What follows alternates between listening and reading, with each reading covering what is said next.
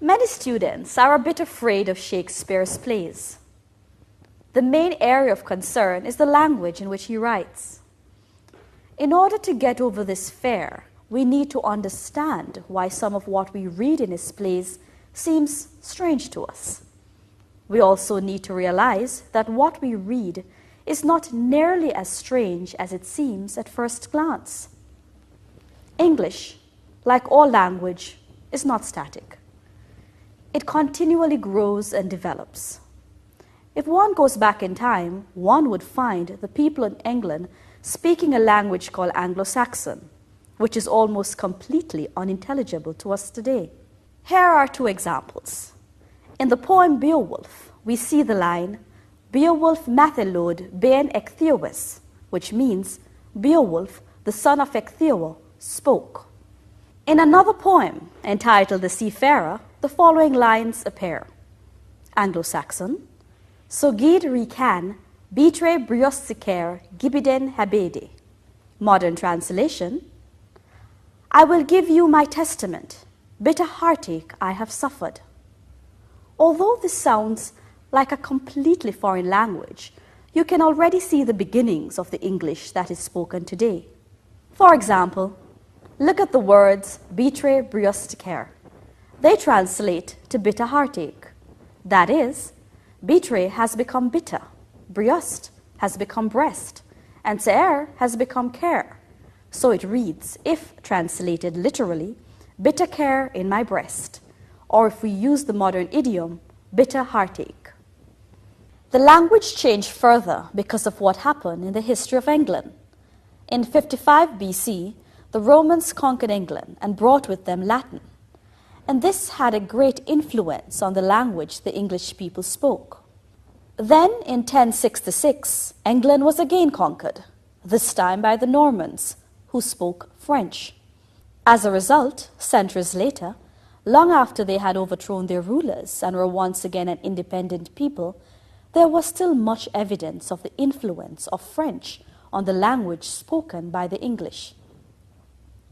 By this time, the language had developed to something much closer to the one we use today. Chaucer, the first great writer in English, created his masterpieces at that time.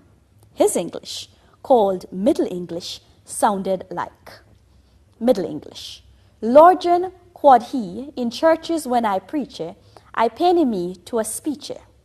Modern translation, Dear lords, said he, in churches when I preach, I am at pains that all shall hear my speech. This is much closer to us, and in order to fully understand it, all we would need to know is that lordgens is a sort of colloquialism for lords, like say corpi would be for corporal. That quod is the word from which we get quote, and so would mean said, and that hortin, in this sense, would mean clear. Everything else is the same, except for the spelling. Now, the English that Shakespeare used was much closer to the English we know today, so it should be even easier to work out words and phrases that, at a glance, are difficult to follow. Understanding this, we should approach reading Shakespeare in a very oral way. This means that if you sound out the words with which you have a problem, the meaning may become clear to you.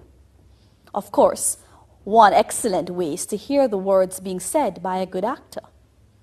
In most cases, everything falls easily into place. Here are the opening lines from Julius Caesar. They are spoken by a tribune.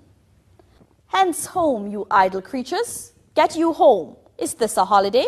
What? Know you not, being mechanical, you ought not to walk upon a laboring day without the sign of your profession? Speak, what trade art thou? On examination, how many of the words spoken here are truly strange? Hence is no longer used, and mechanical is no longer used to mean a tradesman. A modern English rendition of this would not be much different. It would read something like, Move from here, go home, you bunch of idlers, go home. What, is this a holiday? And don't you know that, as tradesmen, you should not walk about without your tools? You, tell me, what What work do you do? Sometimes it is fun to try to internalize the mood of the persons in the play by going in groups in class and trying to render the lines in your own relaxed way. So this would become something like, "Move from here. Go home, you idlers. Go to your yard. What? Is a holiday this? Or you forget that every tradesman's supposed to walk with his tools on a working day? You, tell me, where you work?" There are other major speeches in this play to which you should listen. See how much you fully understand them when you hear them being read.